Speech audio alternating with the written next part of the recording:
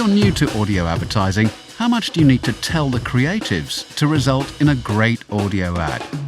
This is Tripod, the podcast from Trisonic, the audio media buying and creative agency. I'm Matt Hopper, its co-founder and creative director.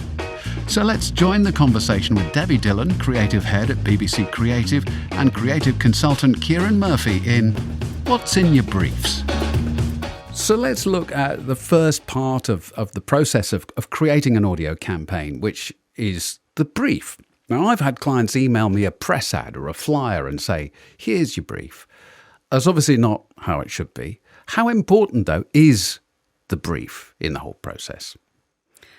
For me, it's fundamental, but it's getting the brief right. As you say, you can learn a lot from a press ad, but if you're looking at radio or audio as a medium in its own right and looking at the benefits that you can achieve through that medium, there are other objectives. You may not want to convey exactly the same message as you're putting out in your press ad.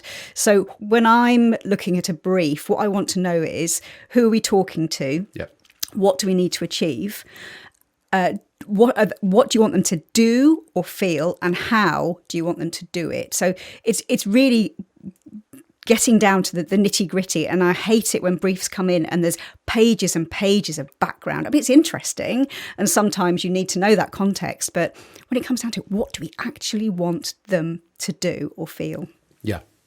I think background is important, though, because you, particularly if you're dealing with a new client, you need to, in a sense, albeit on a small scale, immerse yourself in that brand so you get the tone of voice right.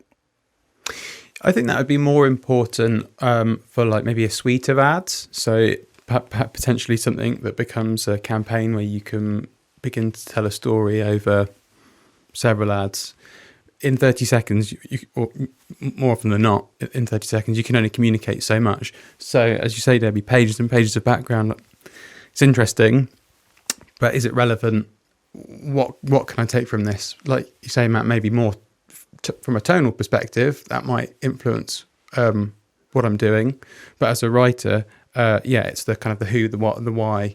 Who are we talking to? And that's got to be more than everyone. Yeah. Or like males over 50. Like that's still not kind of.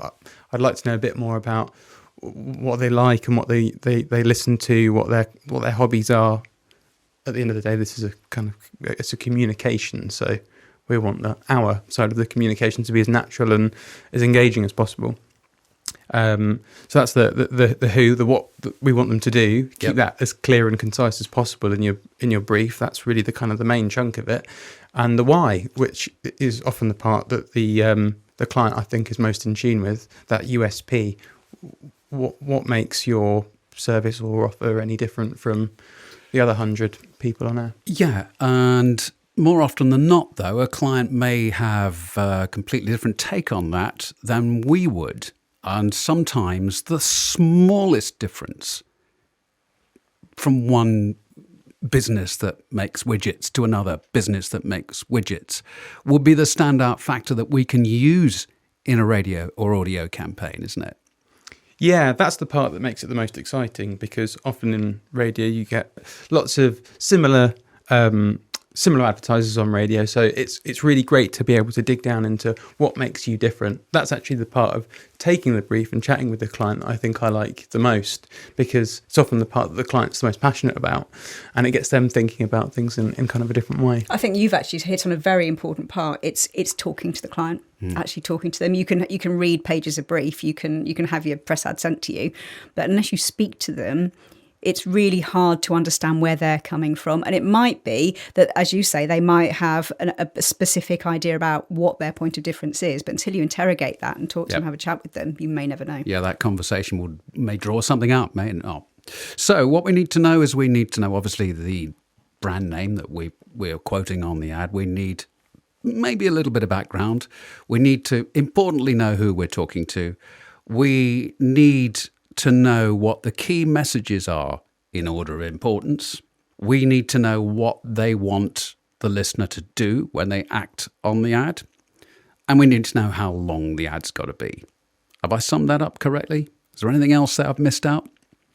It would be great to know kind of what their other marketing plans are. Like if you just get sent a press ad, that's maybe not that helpful.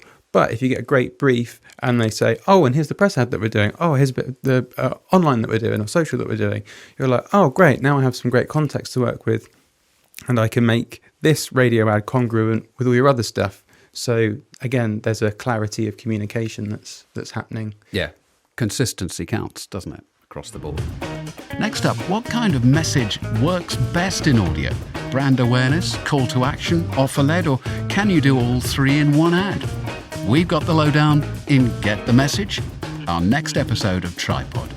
We'd love it if you could follow or subscribe to the show so you don't miss an episode, and a rating and review would be great if you have time.